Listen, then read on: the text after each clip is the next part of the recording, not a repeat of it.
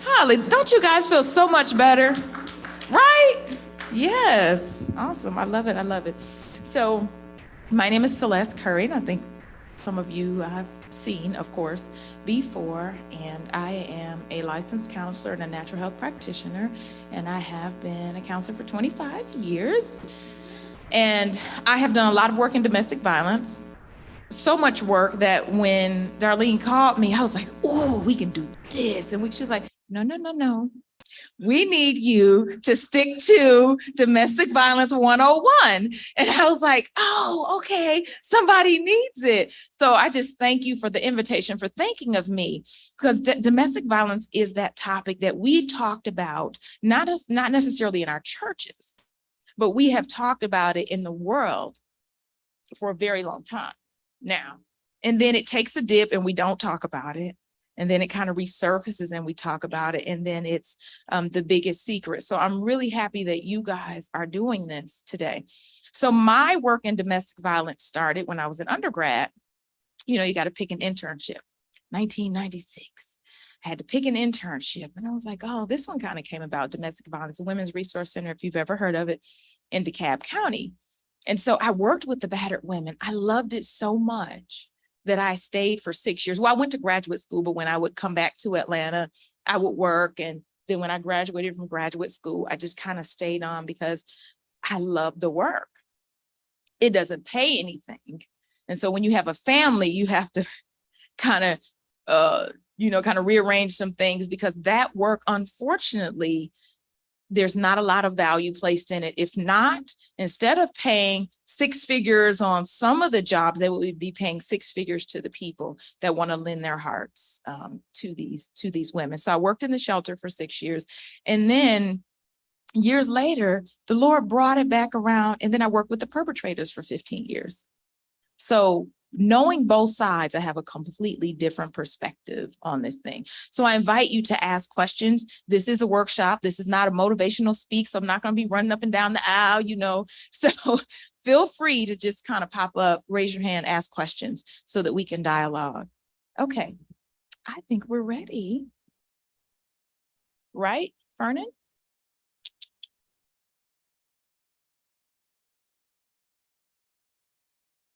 I'm going to share my screen. Okay, got it. The host has asked you to start your video.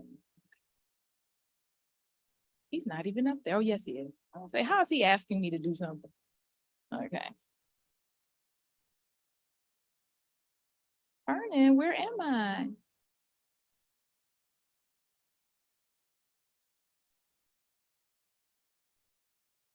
Vernon, I don't see me. No, I see me. I, I don't see where I can share my screen. And it was here somewhere, and it has to still be here somewhere if.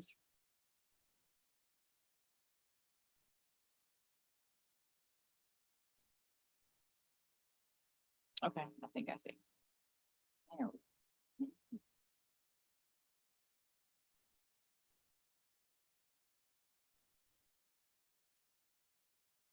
Okay, here we go. The host has disabled me from sharing. I just got here and you're not being nice already. Having to welcoming our guests, Vernon.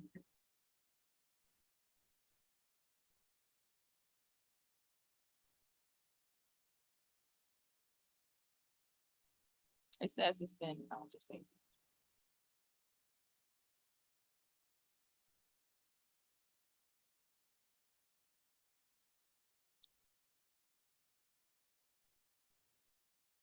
Yeah, right. Okay, just 1 second. Yes. Oh, it will. Yeah. Get out.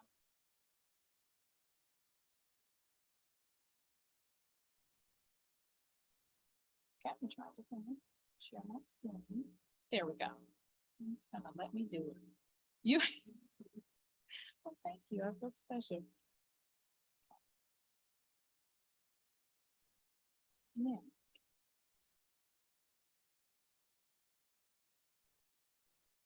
Okay, there we go. Okay. Does it still exist, this whole domestic violence thing? And you guys know what domestic violence is, but we're going to go over it.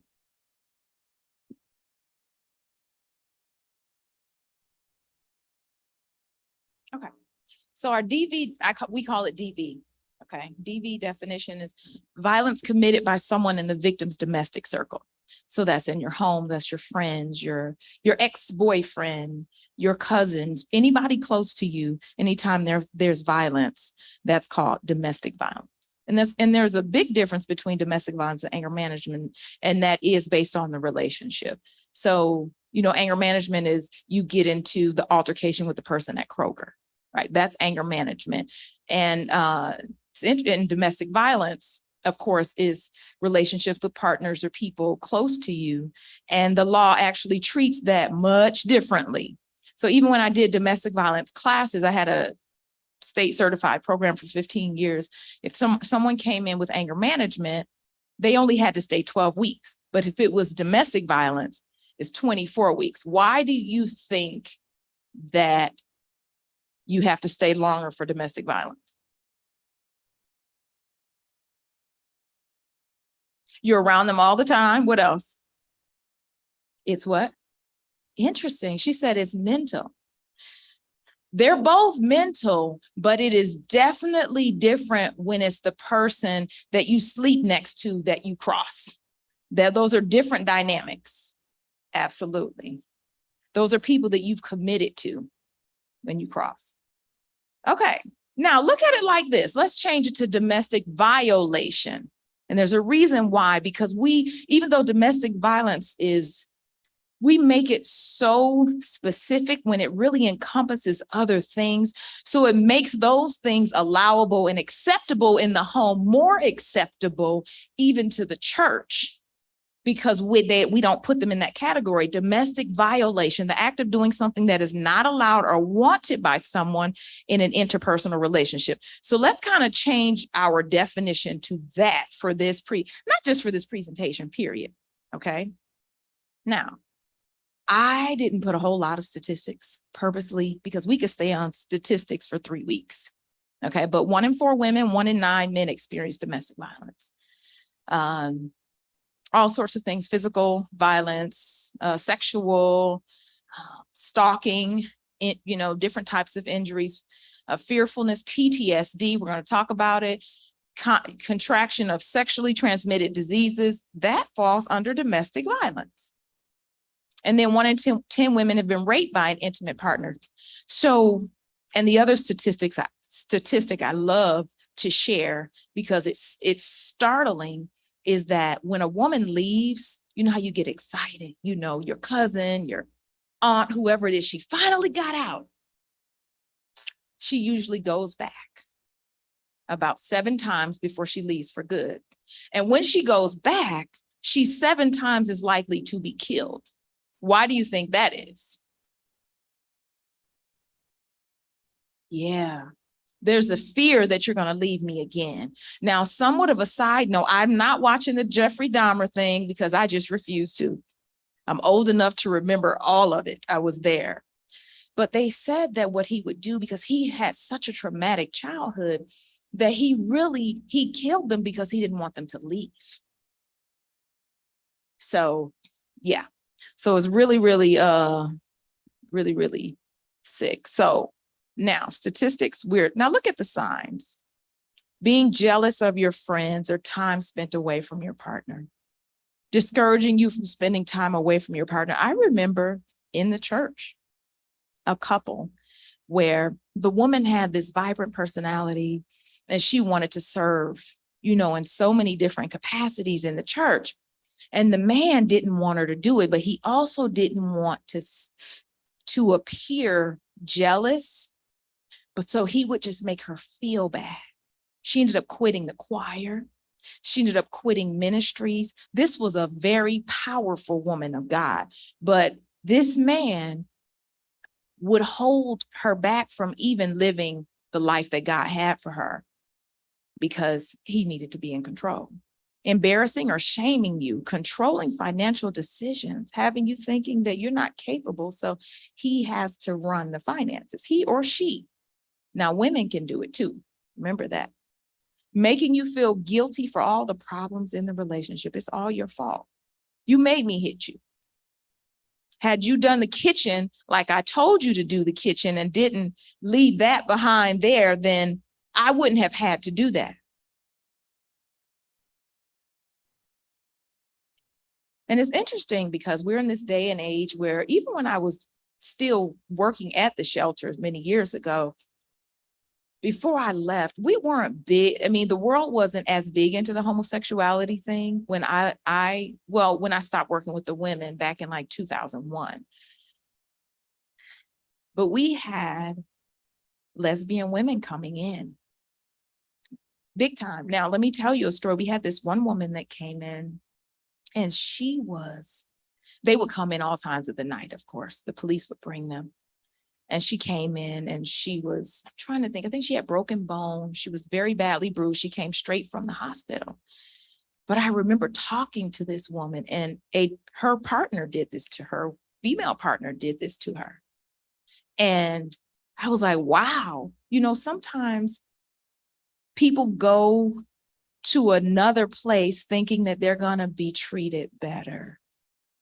But as I talked to her and got her story, everybody has a story. Every victim of domestic violence has a story as to how they got there. And we're going to talk about it so that you can prevent yourself from getting into it, your family members.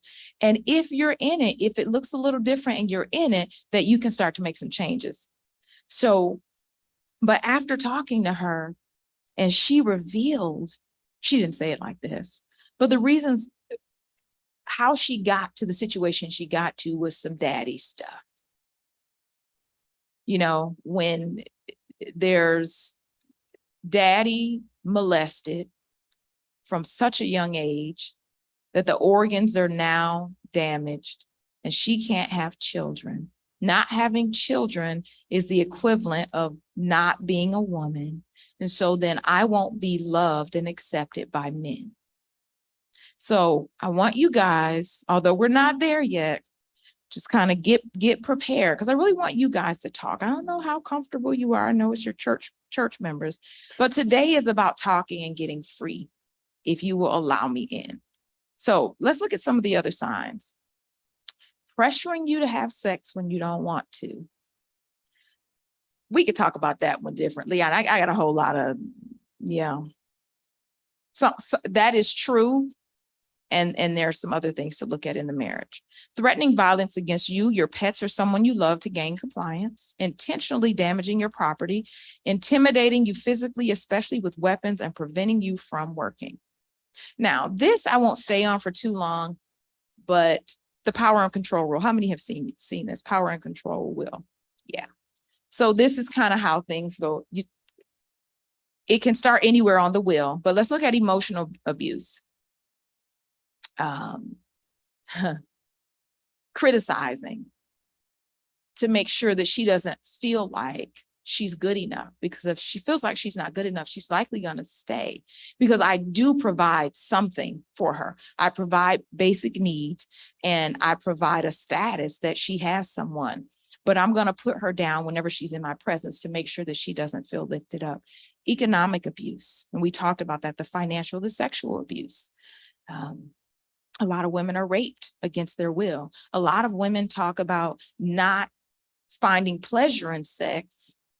And that too is a form of abuse, not because they don't find pleasure in it, but because of the emotional setup of the relationship, that their body can't even respond favorably to sex with their husband. Using children, they threaten to take her children. Now this I've seen a lot.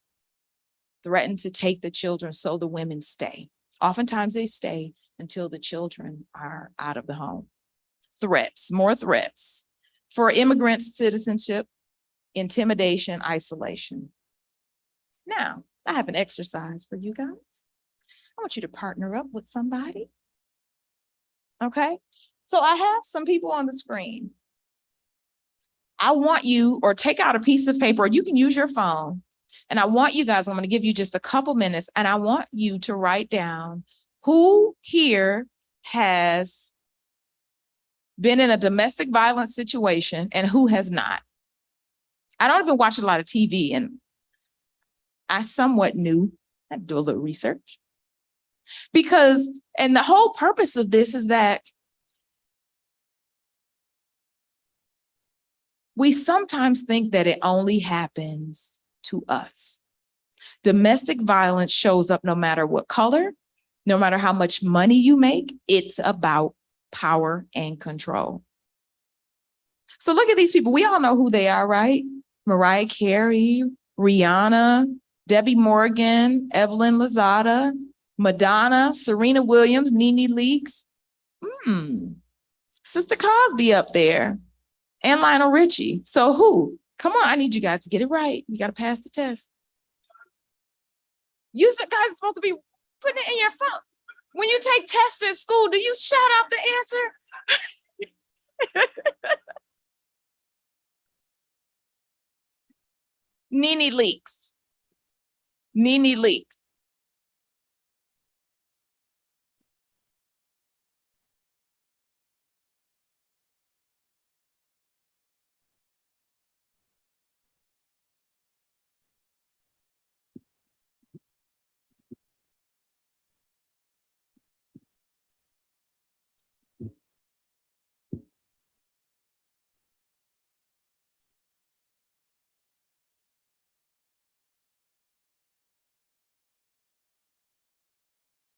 And you must answer all.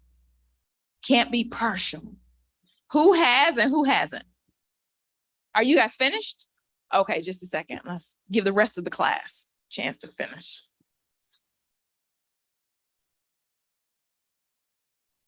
I know some of them you may not know.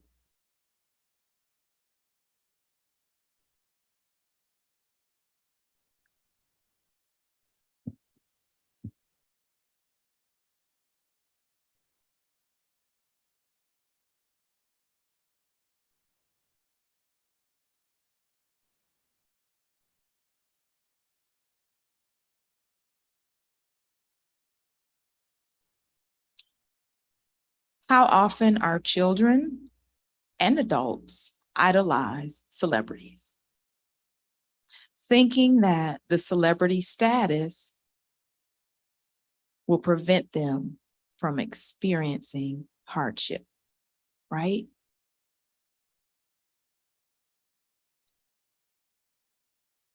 All right. 60 seconds.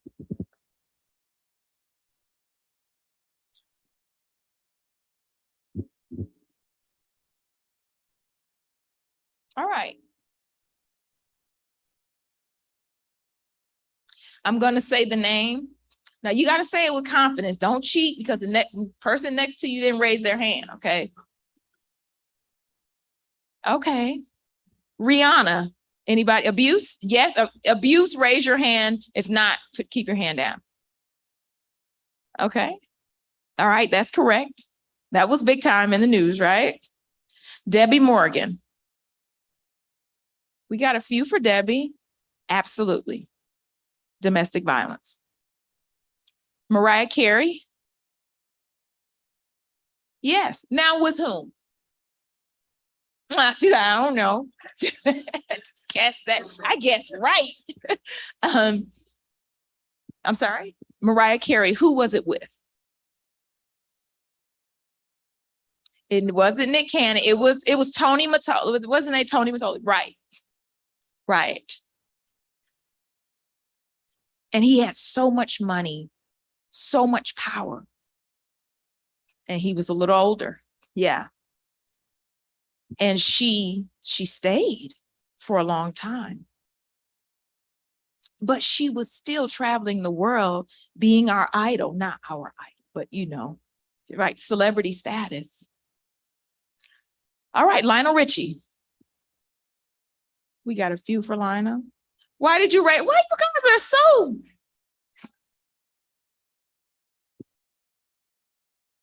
Yep, his wife. Yep, his first wife.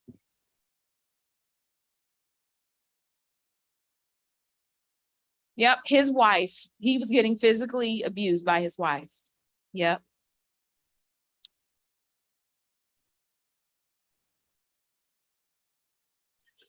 I think the abuse was a little more ongoing than that. Now she probably did that too. Yeah, she said it like, yeah, that's right. Hey, we're gonna get into justification. Like, what can I do that'll make you hit me and it's okay? Okay. All right, Camille Cosby. No. Y'all were so strong. We're on a roll with the yeses, and that one is a no. Okay. How about Evelyn Lozada? Yes. Absolutely. Madonna. Yes. Yep. Serena Williams. Oh, strong Black woman. No. Yes. No. She did. No. It's a no. It's a no. She was about to jump and fight. Okay. You're right. No. Nene Leakes. Yes. Now you guys knew that. So I didn't realize. I had to look that up. Okay. You guys remember that. Yeah. So that's why it's important that we have the conversation. So you see, if I'm in it, let me share so I can get out of it. These people are no different from me. They have hearts, they have childhoods, they've dealt with trauma. They have some other internal issues that we talk about that doesn't leave them because they have money and fame and people turn on cameras and, and they're able to perform. So let's look here. Huh? Oh, yes, that was a yes. How many of us have been affected by DV? Raise your hand. It doesn't mean that.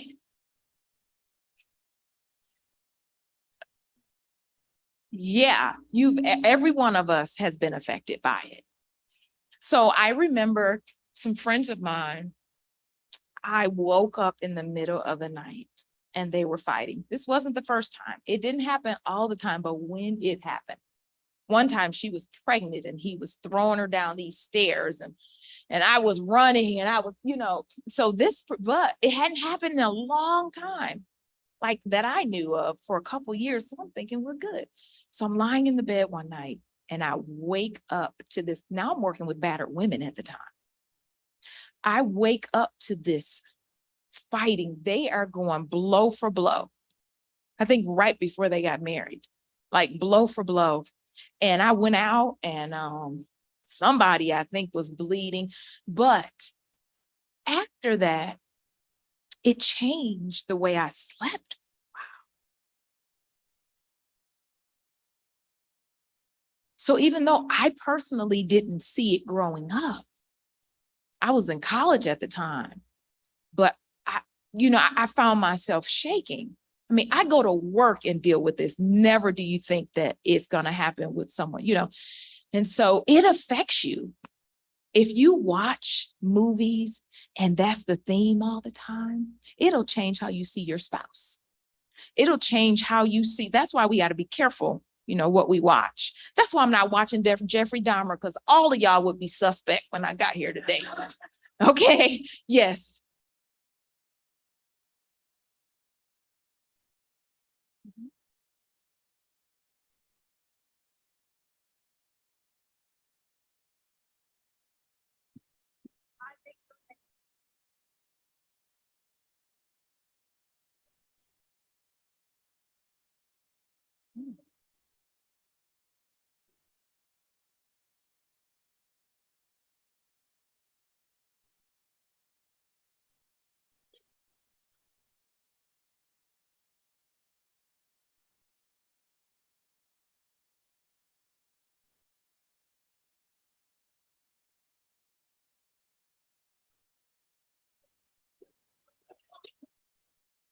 If other people weren't on the road, I would agree with you.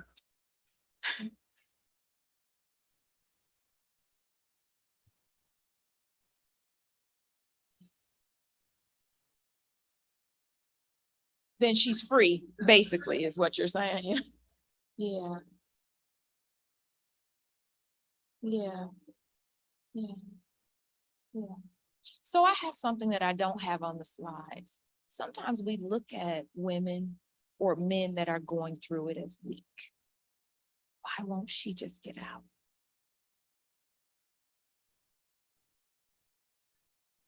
Yeah, sometimes you're codependent. It's not. Think about some of the, hey, I didn't even see that was you. We start to normalize it. So we're going to talk about it, but I want you to start to really begin to reframe how you see people that are going through anything. I was talking to a client yesterday that was going through some issues. And I said to her, because I was trying to help her get in a position to love herself in the midst of so much that she's going through. And I said, and the Lord gave this to me to give her, never see his flaws without seeing his scars. That is not to excuse his behavior.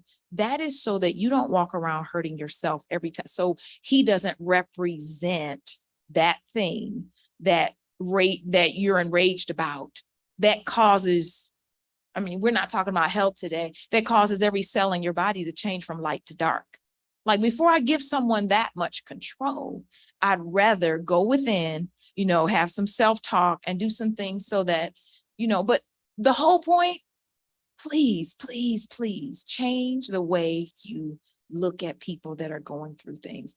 And this domestic violence thing is going on more than you think. So domestic violence has affected all of us. Okay. I could stay here for 3 years, but we won't, but we're going to talk about it. The most common DV definition exclusion. The thing that we don't see is domestic violence, but it fits within the description. I mean, the definition of domestic violence is betrayal trauma. Anybody heard of betrayal trauma? Yeah. So betrayal trauma, let's talk about it. It's cheating. It's infidelity. We don't look at that as domestic violence, but is that not crossing boundaries into something that the person doesn't want you to do that could harm them, potentially lead to STDs? The whole definition that we went through at the beginning, right? Now, if we put that in the definition, how many people would raise their hands, right? But we minimize that one when it is the one that hurts so bad. The physical abuse, now none of them are easy. And I'm not going to say one is worse than the other. You can't. Because when I'm going through whatever I'm going through, whether I'm getting beat at home and you're getting cheated on, pain is pain. If you break your leg and I break my arm, you're not going to say, well, at least you can still walk around, Celeste. No, my arm is broke. Okay? So, but let's talk about it for a minute, because I want whoever in here that's dealing with it, that has dealt with it, I want to give you hope. I also want you to know that you're not over it. Okay. Betrayal trauma. The reason why I do this betrayal trauma thing with domestic violence is because it is one of the things that mimics PTSD. So when the studies were done and they looked at women or men that had been in a marriage or a long-term relationship and they were cheated on, they exhibited the same symptoms as those with PTSD. Now, how does the world deal with PTSD? Oh, you can get money for, you can get a check, right? Yeah, you get medication, you get all these provisions. And if you act up, they say, oh, it's okay, he has PTSD. And then we're like, oh, okay, he has PTSD. Whereas if a woman stands up and she says, my husband has cheated on me with 2 different women in this church. It's like we're hurting and we feel sorry for her. But then you start to talk and you're like, well, I wonder what she did. I wonder if she was withholding sex. Or I wonder if she was, we try to figure it out without really giving to her that same compassion that we give someone else.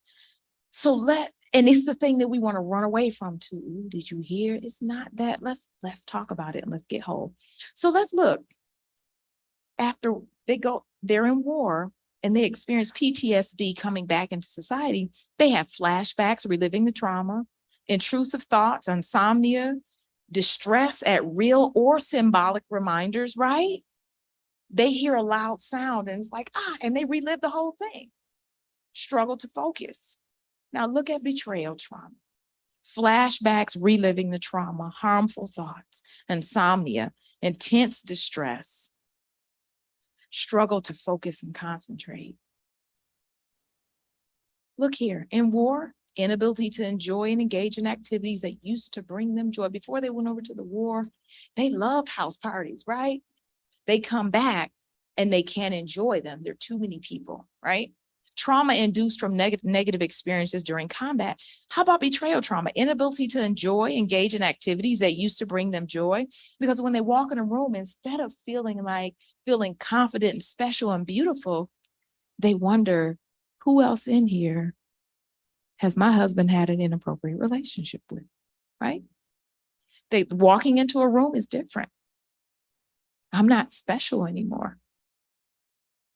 And so I want to make sure I'm plugged up. Fernie, is there an outlet near here? Okay. Okay. Oh, no. But I'm way over here. You guys. Oh, really? Okay. That's okay.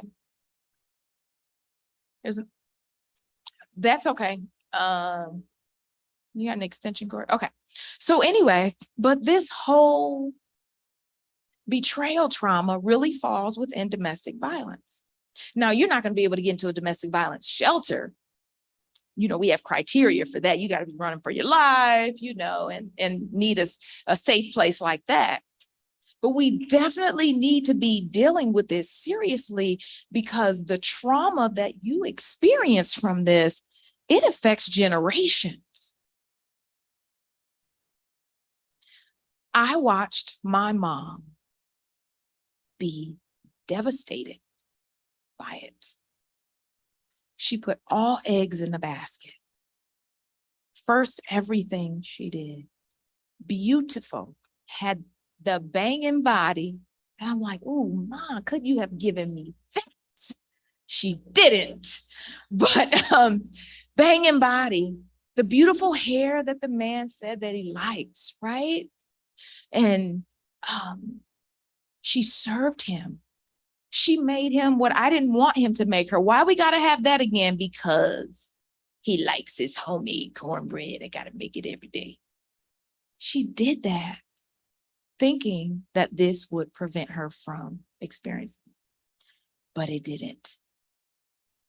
So when it didn't, there was nobody coming to our house to aid her and support her and help her out emotionally like they would have if she had been in the war. She was left with it and told to get over it. And so watching that hurt, and then let's fast forward. They're both 84. Praise God, they're still here. Mom's on dialysis, high blood pressure, got some other health issues. Dad is 84, still traveling the country, running up and down the stairs, going to the casino a couple of days a week. He's living his life. And I want him to. I love it.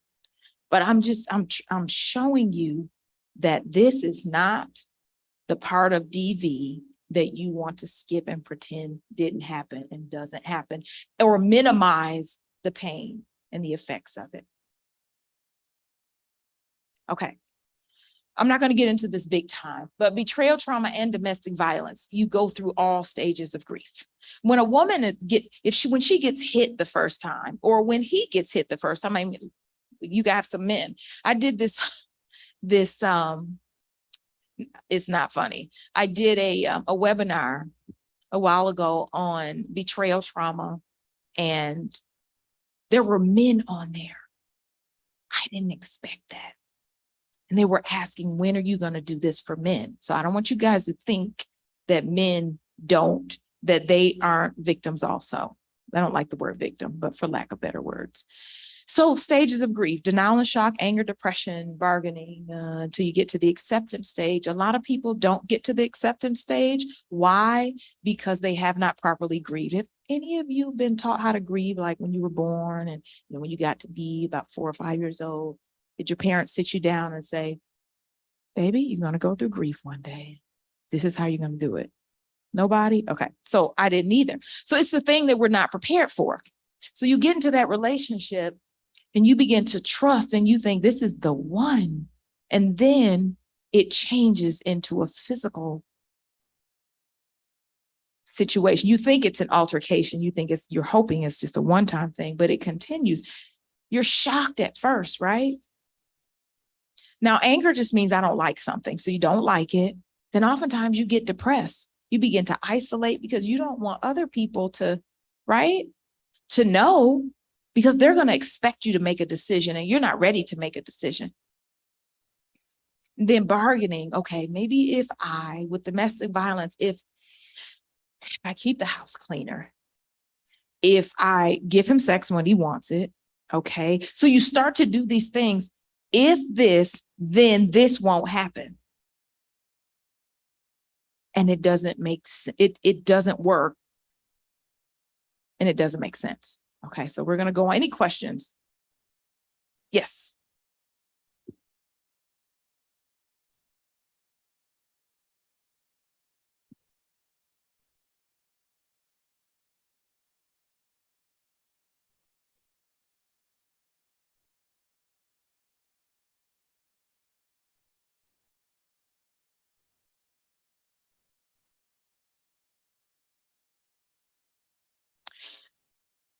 In rare cases. Other times, it just really is about power and control. They are taught oftentimes not to hit a woman. But abuse, like they're bleeding sometimes. They're hit, their weapons are used. They really are. Now, of course, that's not as prevalent as women, but it does happen. But that's a good question. Did I answer your question? Okay, awesome. How we can prevent domestic violence. I love this part because we can talk about issues all day long, but if we can't prevent it or know how to eradicate it, it doesn't make sense to do workshops like this. So first of all, training starts at the beginning. That means rearing of our children, of course, starts at the beginning. Make no excuses. People make excuses all the time, especially for their relative. Yeah, but you should have seen what I hear it. I've heard it. I've heard every reason why it was okay. But you don't understand what she did. And I'm like, there's nothing you can tell me that would make it okay for him to pull out a gun and try to shoot her. But when it's their relative, it is so different.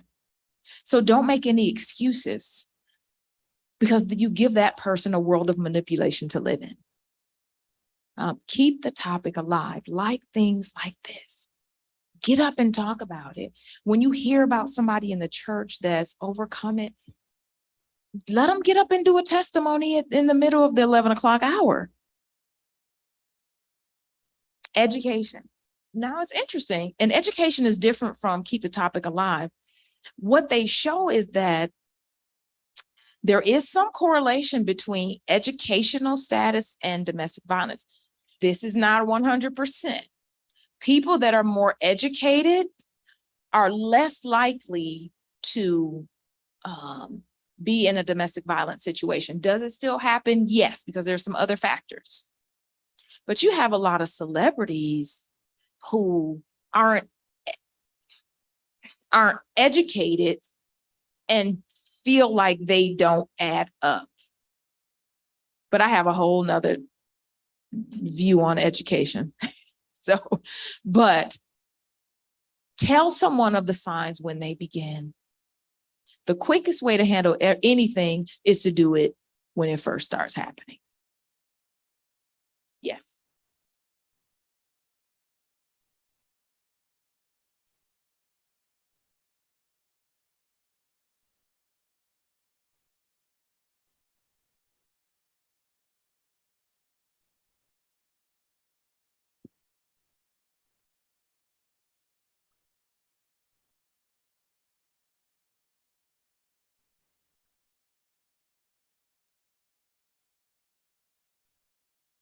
Okay.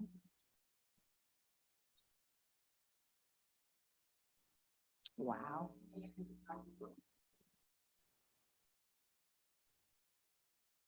Mhm.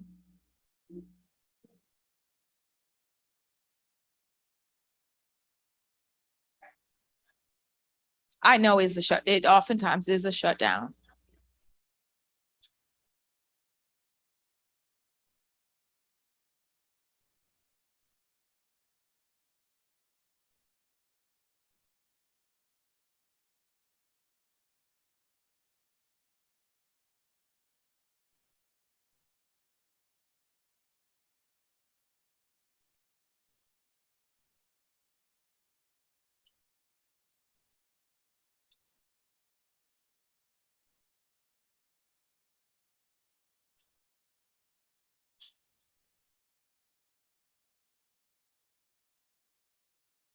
Yeah. So what you have to do is you have to accept, this is the hardest thing sometimes when you see someone going through it, is to accept that the seeds that I plant now aren't going to bloom right now. It's not going to grow right now, but they are seeds. When people, she will come back to the things that you say, like you saying, asking questions. You wonder why in the Bible, Christ asked more questions than he gave statements. It's to make you think. So asking very pertinent questions without being, degrading is key. Well, what do you, what do you, how do you feel when that happens? Or what do you think about such and such? Almost like you really want to know, when in actuality, you really want her to know. She's saying she knows. Her subconscious mind that's where her behavior is coming from. Not her conscious mind is saying, I know. Her subconscious mind says, but this is the life that I created for me. Yeah.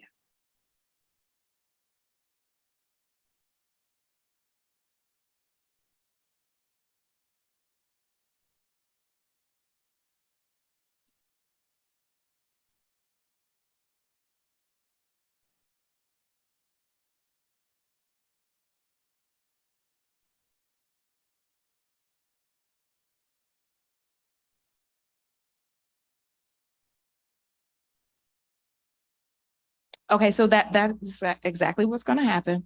So that's why I said you ask the questions. If you make statements, she'll just shut you out. That's her world. That's her husband. That's her family. Victims are very possessive over that until their eyes are open. So the best thing you can do is pray without ceasing and ask questions. Because when you say, girl, you better than that. Girl, such and such, people start to feel shameful. And once they feel shameful, you represent something else to them. You're no longer their place of peace and freedom. You're judging me, even though that's not your motive. Yeah. Yes. Mhm.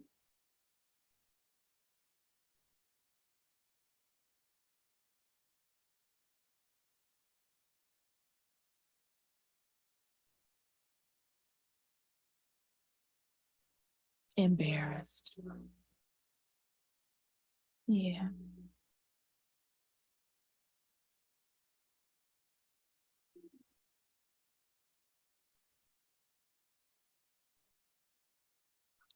Right.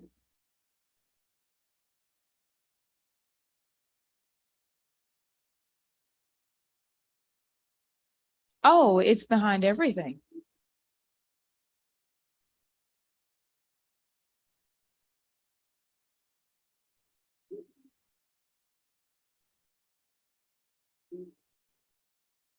Mm, yeah.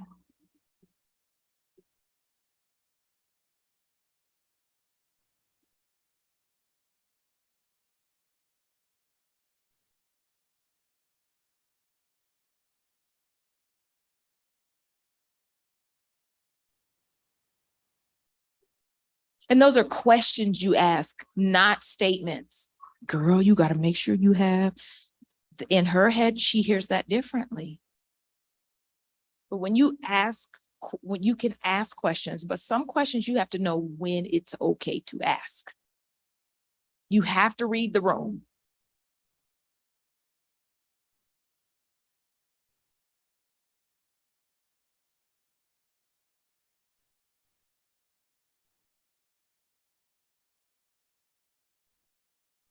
You got to have a plan. Yeah.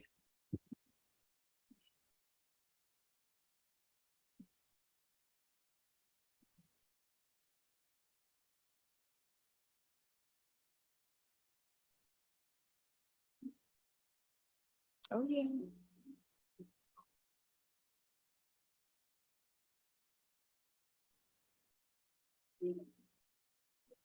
Yeah, it is. And thank you. Yeah, that there is a lot. And support sometimes looks like not saying anything today. Because we feel like I got to say it all today, girl, you got to get this because you might not be alive next week. And it's like, in our minds, because in our minds, we go straight to, oh my gosh, what he has the potential of doing. But for her, you have to drop little nuggets, loving nuggets, and be intentional. Yes. Mhm.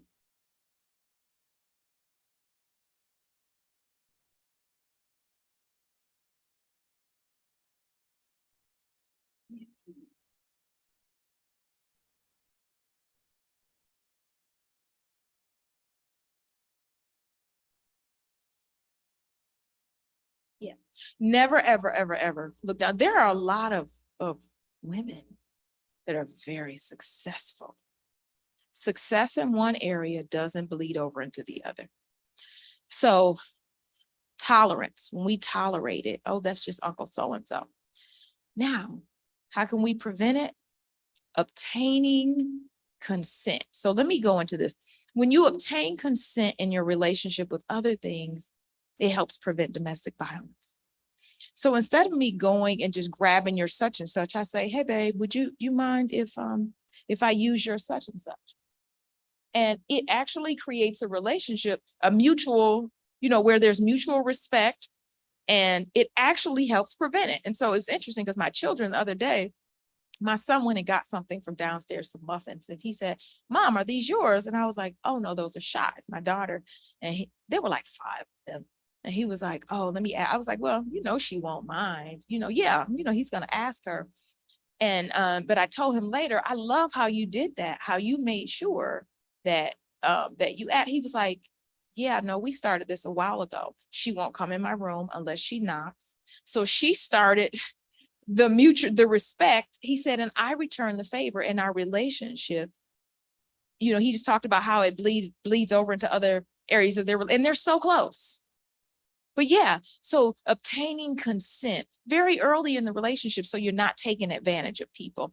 And if you see that that person is not willing to enter into a mutually respectful relationship, then it's easier to get out, when early in the relationship than after you've given yourself in so many ways.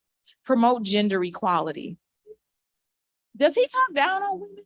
When you guys are watching shows, it's like that dumb old woman, she knows she shouldn't, right? Let people think he'll do it or say it to that person, but he won't do it to me. Mm-mm. If you see that she emasculates men on TV, why do you think she's going to respect you? She's not. Her view of men is her view of men, and you are a man, and vice versa. Okay. So here we go. Dialogue, preventing domestic violence. Dialogue. A lot of people get into relationships, they don't even know who they're in a relationship with. They really don't. Dialogue and don't ignore signs. We ignore. So, and I always say, you got to look at the tree that you get them from. Look at the tree. Look and see what's going on with the tree. How does he talk to his mother? How does he talk about his mother? She's not around. How is he with other females in the family? You got to look at all those things, and you got to be talking. Avoid infidelity. So there's a correlation between, it doesn't mean that everybody that cheats will hit. It just means that a lot of people where there is domestic violence, there a lot of times is some infidelity too. Disrespect is disrespect. Walk away. I already said that early. If you see things aren't working, we always think that we're going to be able to do something different to change some things. And that is very prevalent in domestic violence. I'm going to be able to do something different, or he's going to hear this amazing sermon. Ooh, did y'all hear what the sermon's going to be about on Sabbath? Oh, they're talking about domestic violence. So I'm going to make sure he is in the building for it. And then he's going to hear it. He's going to see the error of his ways, and he's going to change. He doesn't. This is so much deeper. When you get someone that will violate in that way, that setup was from a long time ago. That's some foundational issues, and they can be dealt with, but they can be dealt with. Okay. Let me tell you why I'm doing this self-worth thing. This is one of the things that I notice that prevents domestic violence more than anything else. Now this is going to sound crazy. Y'all don't want to kick me out the church. Even I say it this way, relationship with God. Because we have a relationship, we don't always fully trust him though. So that's different. But the thing that I noticed in my work as a counselor and family members is that self-worth is one of the things that can really help prevent domestic violence and help get you out of it early. So when I was in high school, there was this guy. Oh, he loved him some me. And he would follow me around. He would carry my books. He was a really nice guy. And when I tell you, if I had to bet on it, he would have done anything. He would have given up all the money in the world for me. And then one day, after talking to him for a little while on the phone, he said something and he turned. He became angry. And whatever he said, it was like if we were in person, he would have hit me. Now, I'm going to distinguish for you. So follow me for a moment. Because my self-esteem was intact, how do you think I responded the next day at school? Well, say it again. I didn't. He did not exist. He's like, no, but I was like, you see somebody? That literally, that's what I did. And I never had another conversation with him again. If my self-esteem, now self-esteem is different from self-worth, so follow me for a moment. If my self-esteem had been really low, I would have made a lot of excuses for him. And he would have had an opportunity to apologize. He would have had an opportunity to show me that he could be different. And he would have had an opportunity to pretend for a little while longer until the next incident. And by then, my heart could have really been involved. Now, self-worth and self-esteem are two different things, though. I just want to distinguish them because people get this wrong. Self-esteem, how you feel about yourself, right?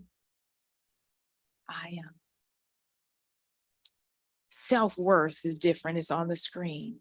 But I realized that I had high self-esteem And my self-worth it wasn't in the basement, but it wasn't high enough to prevent me from making some decisions and attracting certain people and keeping certain people around too long. Okay, so I just want you to know you can have high self-esteem and self-confidence. I knew I could do anything. I was like, oh, I can create that. I can do it. Bam, got it. My self-worth, which was attached to some fear, was so self-worth is recognizing I'm greater than all those things. So it's not that I did a good thing. No, I am the good thing. There's a difference. That's self-worth. A deep knowing that I am of value, that I'm lovable, necessary to this life. How many of you believe you're necessary to this life? Now that's a different way to walk around. Some people, I hear it all the time. I had actually a Jewish man send a message a couple months ago that we don't even share personal things. But he said, do you ever feel like that if you weren't here, that nobody would miss you? I was like, whoa, how do I respond to this text? Walking around knowing that you are necessary to this life and of incomprehensible worth. After I went through some really deep things many years ago, when I tell you, oh my gosh, had to pull, but if I didn't have a relationship with the Lord, I don't know where I would be. But I remember one day after I was talking to myself, I sat there and I literally did this. I said, you're a jewel. And at first it was like, wait a minute, did I just say that? Then I kept repeating it until I started saying it to myself. You are the jewel, not a jewel anymore, the jewel, because I needed to remind myself. When your self-worth is intact, it changes not only the way you walk into a room, it changes the room. It sets up who can be in the room, and it sets up how far you can go in anything. And it sets up who you're able to attract. Okay, so now look at the self-worth effects. Self-worth. Remember, we're talking about self-worth because when your self-worth is high, you won't be in a domestic violence situation. It's impossible. It's impossible. How many believe me? I know it's kind of hard to believe, right? I didn't believe it either. I really had to seek the Lord on this one. A lot of people, again, people think because they have high self-esteem, you cannot get into a trash can and sit there with all of the trash unless you believe that you're trash. You cannot be in a domestic violence. Someone can hit you and you have high self-worth, but you're not in a domestic violence situation. I mean, we're talking about a real relationship with high self-worth. So who I attract, who I choose, expectations, how long I stay if it sours, if when I fight for myself, and I've been beat down emotionally before in different ways. And you find yourself doing this. But according to your self-worth, it will determine how low you go. And then you will say, wait a minute, hold up, right? And it's not the street with the net going. It's a confident, I know who I am, I know whose I am, and this is not allowed. So, and how much of me I give and how fast is all dependent on your self-worth. So one of my friends, I won't say the word that she uses, but she and I've done a number of things together because the Lord delivered her from sleeping with married men. Fornication, you might see her, she's the one that'll walk around with the ex-masturbator shirt and the ex-porn addict and ex-mistress. We did a whole thing for married couples on the ex-mistress. She talked about her self-worth. That's how she could sleep with the married man and go to his house and meet his wife. Right. Once the Lord delivered her, now she's trying to bring everybody into the kingdom from sexual sin. But all that to say, it's like, how could you sleep with somebody else? And she's like, girl, I was at the house. No, she talks about this openly. I was at his house, and the child had already seen her before. So the child runs and she said, oh, but the wife didn't catch it. And the wife said, I need to go to the store. I'll be right back. And she said, no, no, no. You're going to leave? The wife left her and the husband and the child. But the wife had no clue. But my friend who had low self-worth could do the unthinkable. So let's keep going. Now, the thing about this self-worth, how's this all set up? There's not a real, there's nothing where we can say, if you have this, this, and this, you'll find yourself in a domestic violence situation. We can say, though, that low self-worth, low self-esteem, you're more likely to be there and you're more likely to stay. So like my sister, we're going to talk about core beliefs, but my sister was in a domestic violence situation. We didn't grow up seeing it. Like my parents did not at all. In fact, if there was going to be anybody hitting anybody, and this is not to be proud, it would have been my mother hitting my father. But that wasn't going to happen either. I'm just trying to say that my father, he's just not he cheated, but his personality is just not that. So she didn't see it. But when she got to be about 18 years old, I noticed she was doing something weird one day. I was like, why are you walking around backwards? She's like, girl, I'm just looking for something. And she's out here and she's doing this. But I'm very observant. So I'm about 15, 16 at the time. So finally I make her turn to me, and she has a black eye. And I'm upset because I know who did it. He's the only one that she's with. So I'm upset and I'm confronting her and I'm saying, oh, and she's like, no, don't do anything. Don't do anything. He's not going to do it anymore. So we went back and forth. So I didn't say anything. I didn't go upstairs and tell my parents. And then a few weeks later, it happened again. So now I'm going off on him. But she's like, no, don't tell daddy, don't tell mommy. So, and I'm thinking, and I said to her, how could you be in a situation like this? Like we didn't see this. Daddy never did this to mommy. So I'm asking her all these questions and she's like, just stay out of it.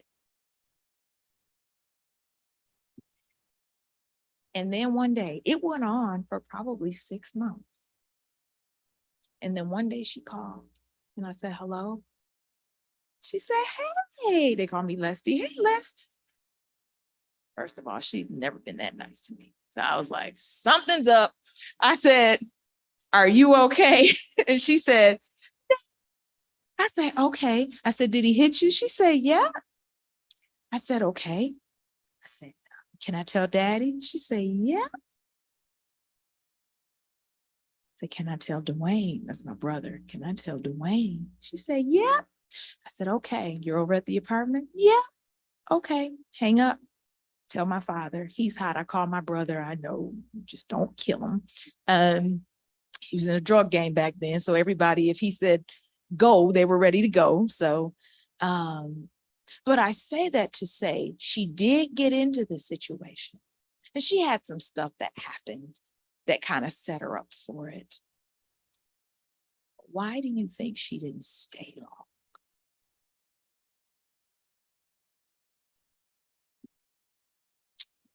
Number one, she didn't see it growing up.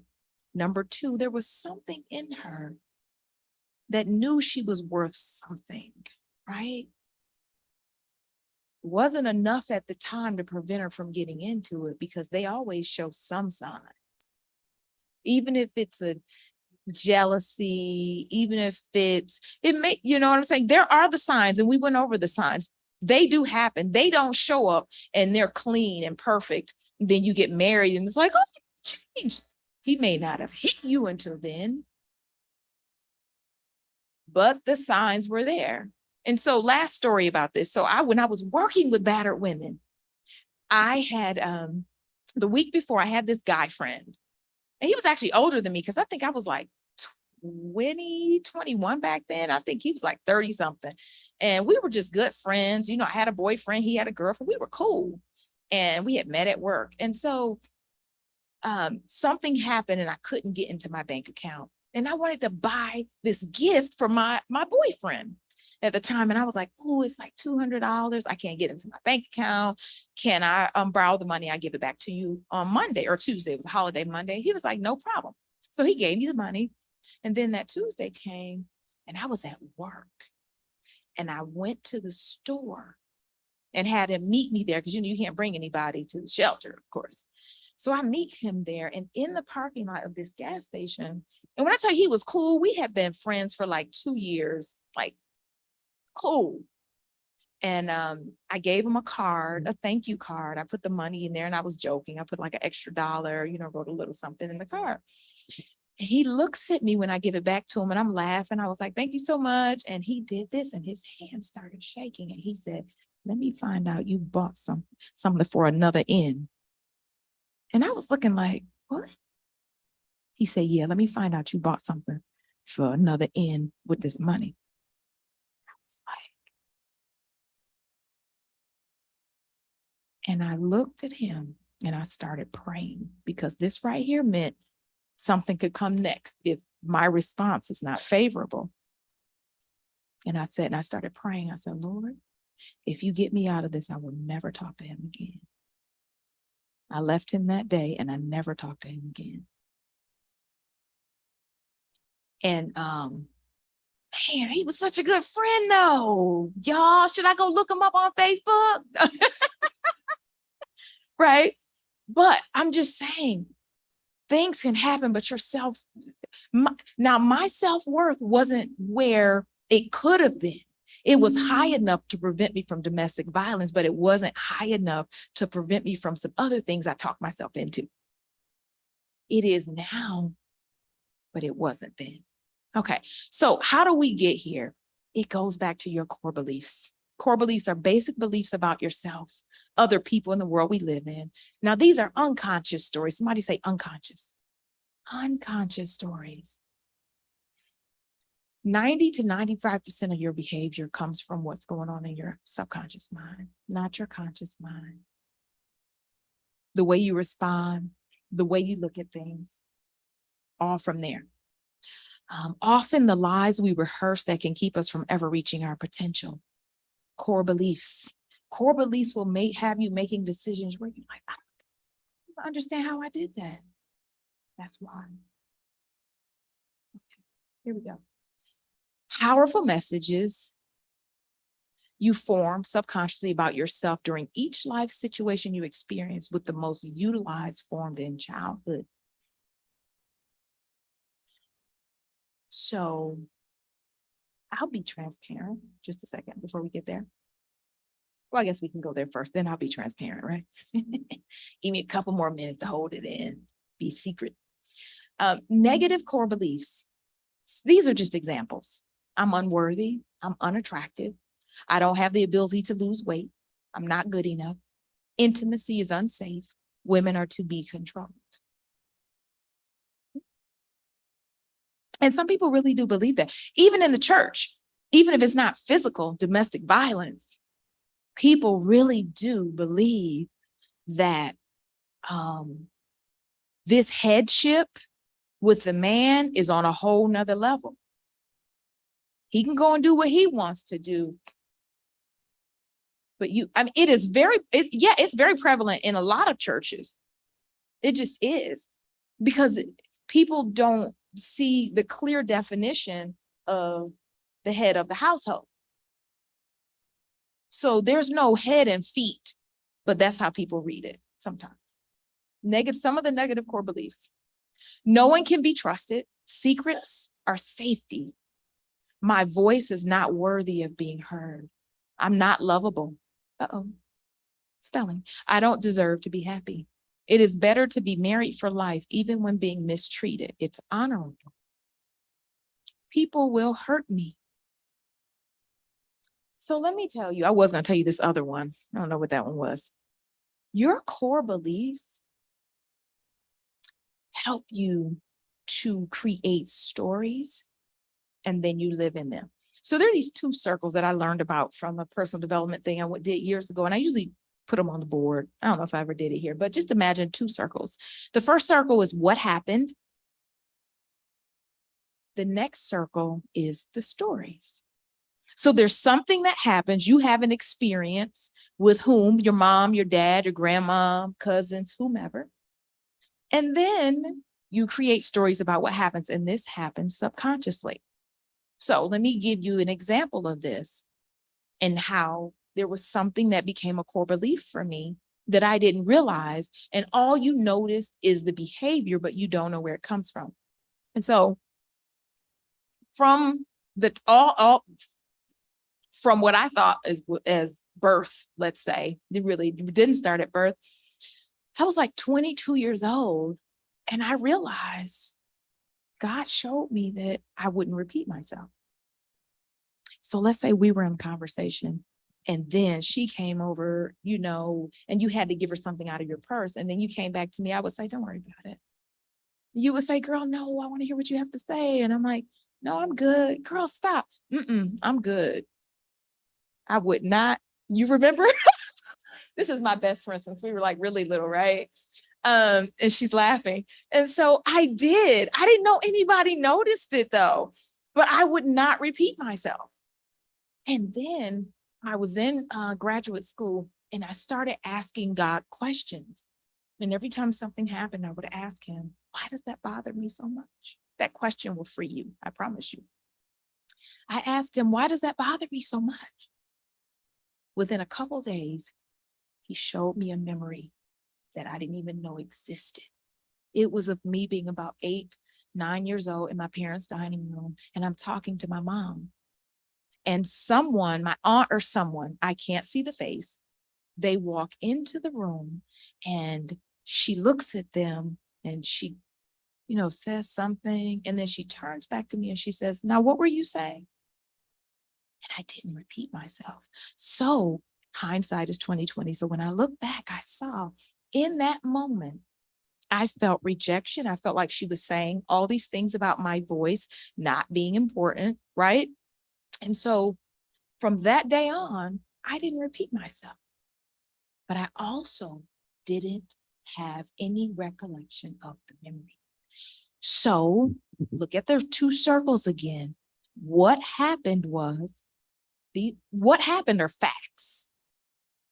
This is what you've gone through. There were some facts that happened.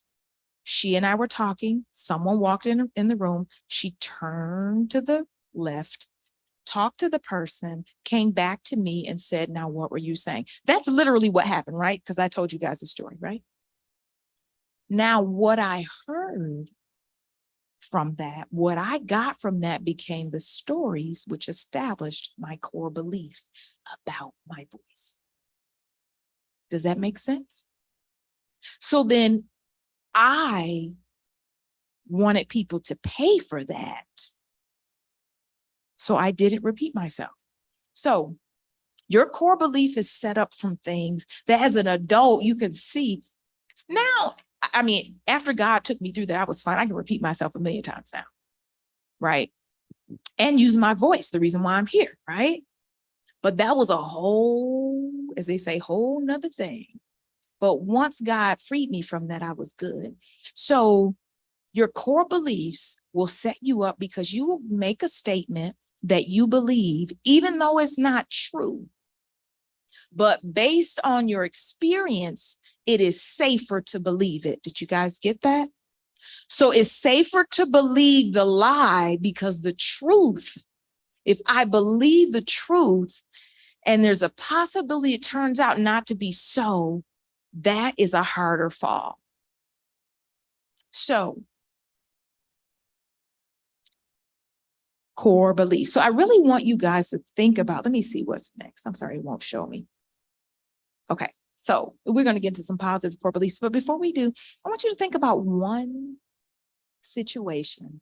Let me help you. If you think about a recurring theme in your life, or if you notice a particular problem that you seem to have in every relationship, friends or whatever, it could be your friends telling you, girl, you're know-it-all. You think you know everything. Whatever it is, I want you to really think of something, or it could be something that you know that you have that you want to get rid of, but you want to, finding out where it comes from might help you. I want you to sit just for a moment and think about what thing you'd like to be uprooted that might help you in relationships with people at work, with your children, with your spouse. So I'm going to give you about a minute. Really think about it and allow that to come up.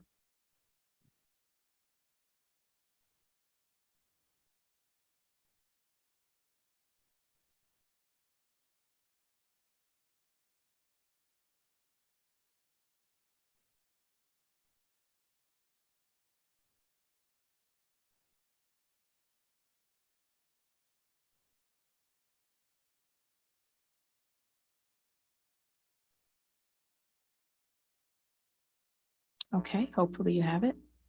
Now, what is the statement that goes along with that memory? Is it that I'm fat? Is it that I'm unloved? Is it that I can't succeed in the mirror? What is the statement? There's always a statement that goes along with the memory. Anybody want to share their statement? That she's like, okay. So make sure do you have your statement? Let me ask that. Do you have your statement? Do you know what statement goes along with the memory? No? You brave enough for me to help you? Easily to get offended. Okay. Give her a hand for the honesty. That's huge. Easily get offended, because if that thing that they're saying is true, what could that mean about you?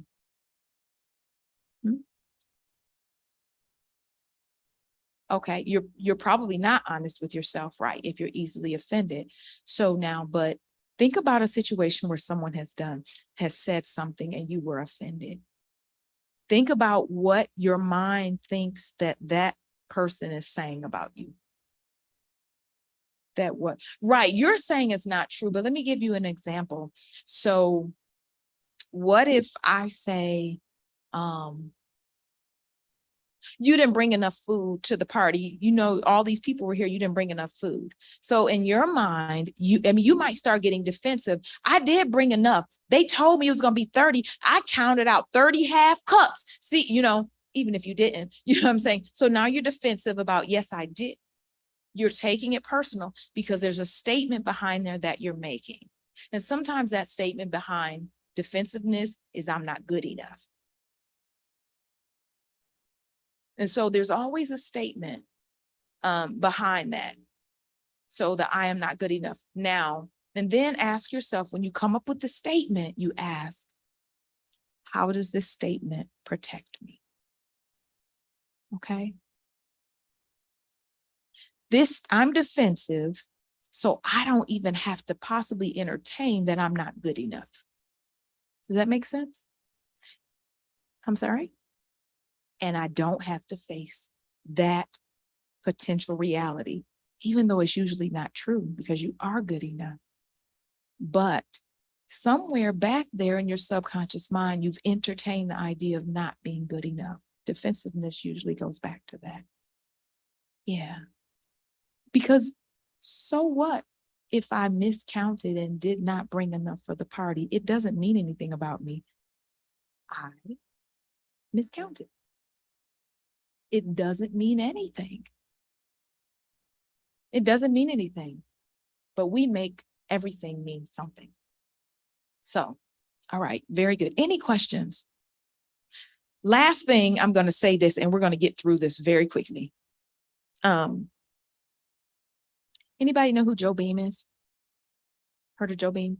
He does a lot of work in the field of marriages. He's been on all the TV shows, but many years ago, Joe Beam, how he got to be so famous. He was a big time preacher up there almost with like Billy Graham. He used to go to churches and they would just grow by the thousands. So Joe Beam also was teaching at a Bible college.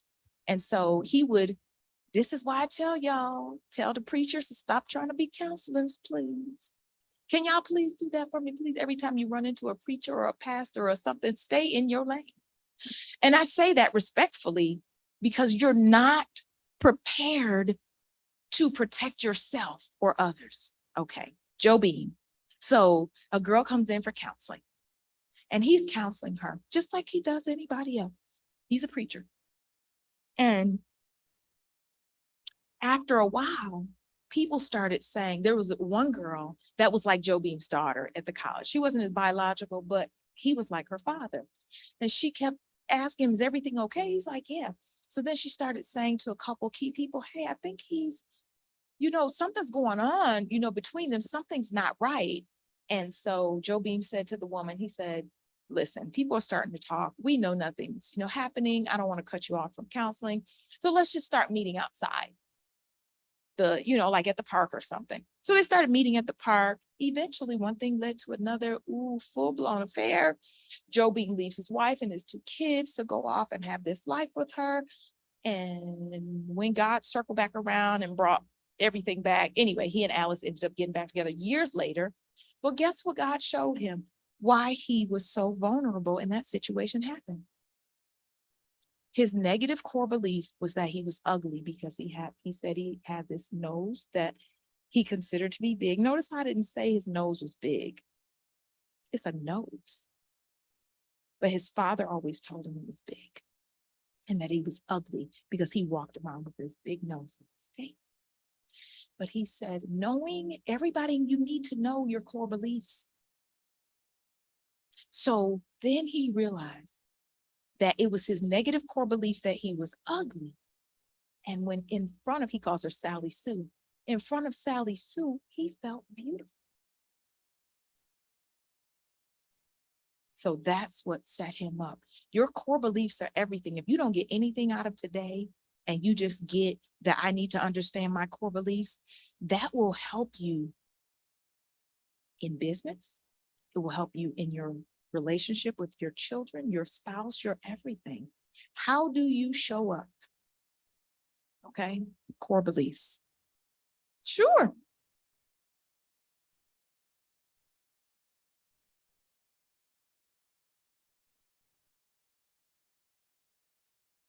Mm-hmm.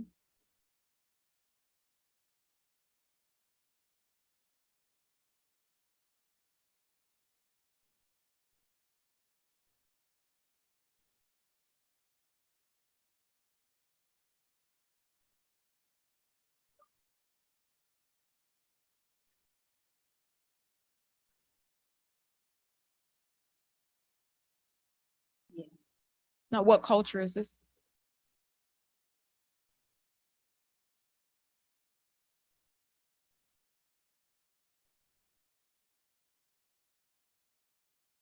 Can be. Yeah, so it can. That definitely is not healthy at all. And it shows you the position of their voices in the relationship. Mm-hmm. When he feels like his voice matters, or maybe he doesn't necessarily trust. Now, that could be a sign of domestic violence. It could be, doesn't have to be. That I don't know what she's going to say, so I answer for her. Mm-hmm. Yeah. So let's talk about some positive core beliefs because they set you up too. I'm lovable. People always like me. I deserve to be loved. I can do this. I'm beautiful. Others will help me when needed. Good things happen most of the time. Love is good. Right? Positive core. Doesn't it feel better just to read these? Nothing, this is one of my favorites. Nothing is too good to be true. Nothing is too good to happen for me. I know that's not up there, but ooh, doesn't that feel good? Nothing is too good to be true. Nothing is too good to happen for me. My voice deserves to be heard. This is the one. that really helped me. Because the situation, now my mom is, when I tell you, she's probably one of the best mothers in the world. She didn't know that how that situation affected me. But when I'll come back, remind me to come back to that at the end. But my voice deserves to be heard. I had a situation where I had to work through that in college for it to come full circle. But God wants me to be happy. Some people really don't believe that God, how many people believe that God doesn't want you to be rich? Come on now. Yeah, it doesn't mean you getting into heaven faster than anybody else because you lived your whole life paycheck to paycheck. Well, how about God wants me to be happy and God wants me to live in abundance? Okay. Now let's look at how these core beliefs get started. Remember, something happened. We begin to create stories subconsciously. Once we create stories, just like any story you tell yourself, there are feelings that go along with it. You experience it. It's an experience, just like when you're defensive. I love to tell you, thank you for being transparent. Which means you're really over halfway there just by you saying that. So now you have these feelings. Anything you experience, there's a feeling. If someone hugs you, you feel something. If someone says something, I don't care if it's irritation, if it's love, you feel something. But that begins to solidify the core belief. Something happens, you create the stories about what this means, you feel what that is like, and then the core belief sets in. I'm good enough or I'm not good enough. That sets your expectations for what you can do, for who can be around you. If Oprah can be your friend, right? You have these expectations on life, period. And then the expectations set up adaptive behavior. My behavior begins to adapt to my expectation. What I believe to be true, I'll start behaving like that. So listen to this. This is something that you hear people do a lot. And the Lord stopped me from doing it when my children were very young. He literally, it was him. And I was like, oh, Lord. People ask questions like this. Can I borrow your car or no? Right? They're expecting that there could be a no. So I need to set myself up for the no. So I'm good. How about, can I borrow your car? That's bold. There's an expectation that I could get a yes. And I'm not giving you the out for the no or no. So then my behavior is adaptive. Well, we'll go into the other one. So, and then you begin to attract and choose. I know you guys hear about the law of attraction. Like, no, not Bible. Yes, Bible. As a man thinketh, so is he, right? And you begin to attract and choose. You think you're choosing, but really how you feel about yourself determines who's going to show up, period. And then you begin to experience this world like that. Okay. I want you guys, okay, you could do this at home. Take a picture, please. I want you to identify your negative core beliefs. Okay. I already had you start, right? Take a picture. Write what you believe to be your top 1 to 3 negative core beliefs. And while you're doing that, it was interesting because years ago, see, before I go to sleep, I would ask God a question and I would turn off all the lights and go to sleep. And he would wake me up like this in the middle of the night, literally, and give me an answer. And so I said, Lord, what's my statement? Like, what's my major statement and core belief? I just wanted to know, work with other people. I need to know mine. And he woke me up in the middle of the night just like this. And I heard, I'm not good enough. And I was like, oh, you must be giving that to me for somebody else. Like literally, this is a conversation me and the Lord had. Like, I was like, oh, that's going to be good for somebody. And I sat there. I didn't hear anybody. It's like, wait, I'm not good enough. What? I didn't even know that that was an underlying belief for me, because I've always seen myself as I can accomplish and I can do anything. But I really did believe that I wasn't good enough for certain things or for certain rooms. I want to be in a room with all these successful people, right? I want to be in relationships with people that see who I am and treat me like that and are willing to go above and beyond and even make changes if it means that we can have a better relationship. I was living with this, I'm not good enough, and didn't realize it. So, okay. Now, go ahead, take a picture of this. You're going to write the stories that you created about yourself and others. All men are dogs, right?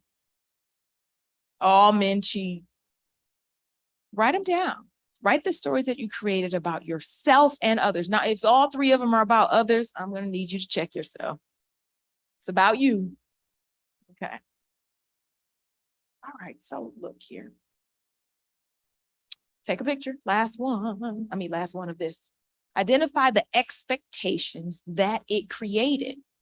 Not the they are expectations you created, but I want you to look at what you did, what they are, and then identify the expectations that they created.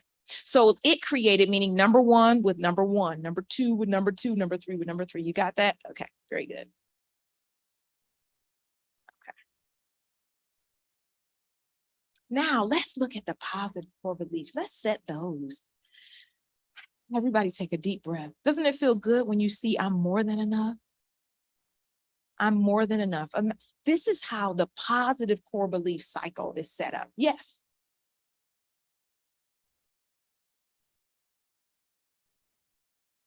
Yes, because of sin. Let me tell you why. If you were raised by the Godhead, no. But you weren't. You were raised by flawed individuals who have their own stuff. That, like me, one parent was money done growing on trees. What message about money does that send to children? Whereas another one is like, oh, we have more than enough. You need $2, take the 5. Those are two different schools of thought about money, right? So everybody has a negative core belief. You don't have to always have it. And hopefully you've been evolving and changing and will continue to do that. Everyone has had a negative core belief, or else you'd be translated. So if I see you here next week, I'm going to know you're flawed. But okay, so start with I am more than enough. And then you get to experience the feeling of what that's like to be more than enough. And then this sets the expectations of yourself and others. So if you walk around with I am more than enough, how do you think that impacts your life? How do you think that contributes to successful outcomes? Somebody, anybody? Yes.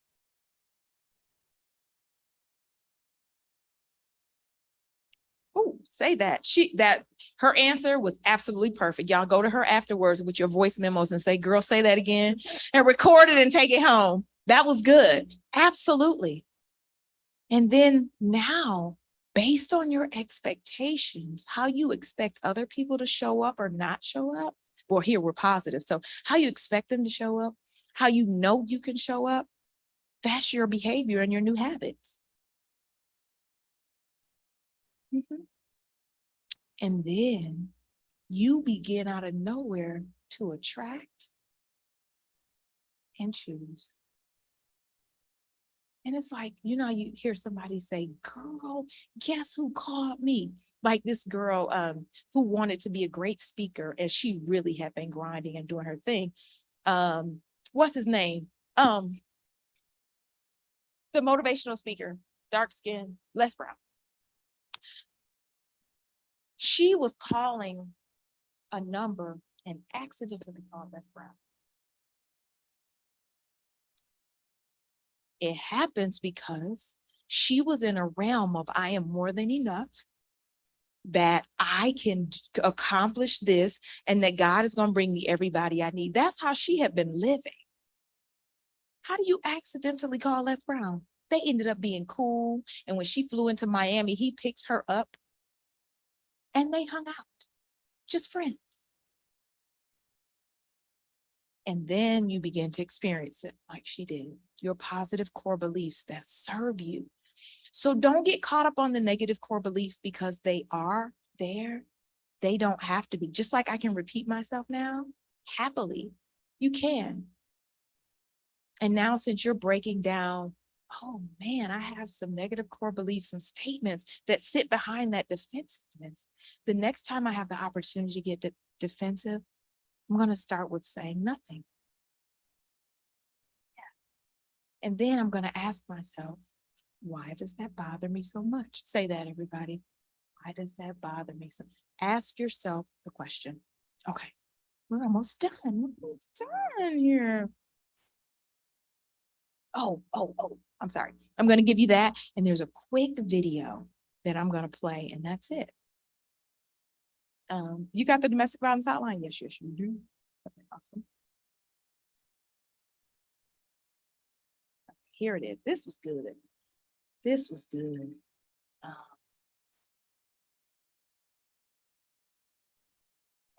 Wait a minute. Why is that going? I just need to share my screen a little bit more. Oh, how do I stop sharing my screen? Where's the thing? There we go. There we go. Stop sharing. Stop sharing. Now share this one. Okay, so everybody pay close attention to this. This was really good. Uh-oh. Not yet. Okay.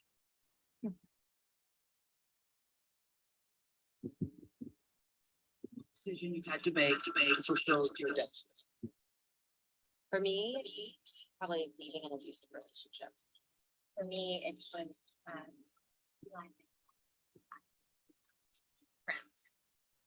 everybody.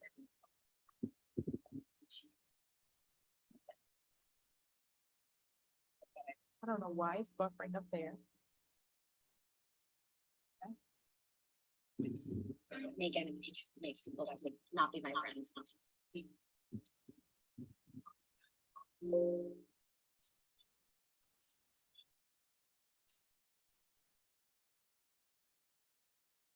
Psychological. What moment? Is it several instances or some moment you saw? It's somebody saw a line, got drawn in the sand, got crossed, and my brain just switched. And I knew it was going to be very difficult, but but it was profound, and I was really. I could never be the person I am today. I was a different person too, and changed who I was on a cellular level. That I stopped for myself.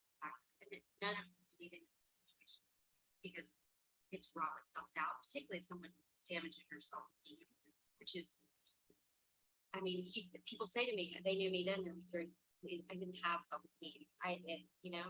And I'm a different person now. And it's part of the reason I can stand up and say, yes, I'm ambitious. Yes, because someone tried to take that.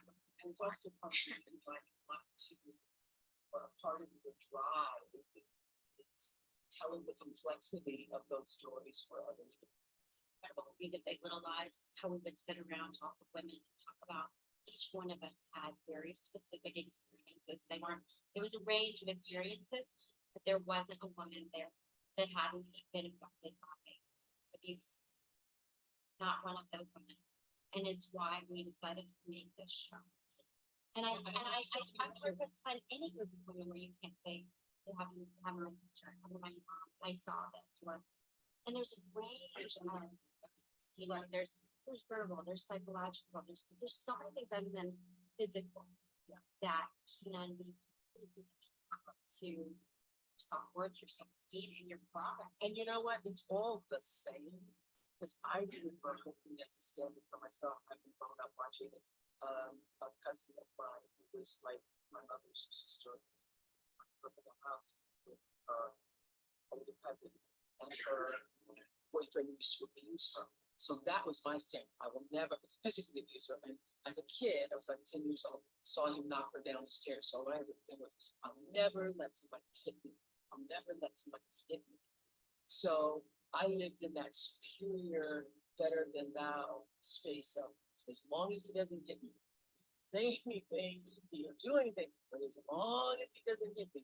One day in my 20s, I was leaving, the person who wouldn't hit me slammed the door in my hand and I fell. And I saw myself in the mirror and I realized I had become that woman who would allow myself to be psychologically, verbally assaulted, and that there was no difference between that and